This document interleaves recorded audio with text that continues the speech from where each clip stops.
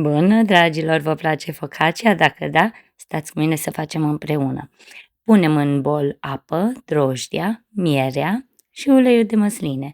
Amestecăm, după care adăugăm făina amestecată cu sarea și omogenizăm totul bine, până nu mai rămâne făină uscată deloc. Acoperim aluatul și îl lăsăm aproximativ 20 de minute la odihnit.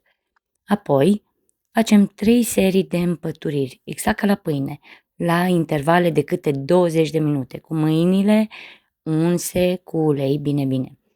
Transferăm aluatul în tavă, formăm adânciturile cu degetele, decorăm cu roșii, rozmarin proaspăt și sare grunjoasă. O punem la cuptor, o coace 25 de minute și gata, o focaccia pufoasă, aromată și absolut delicioasă. Nu uitați să distribui mai departe. Vă pup și poftă bună, pa, pa!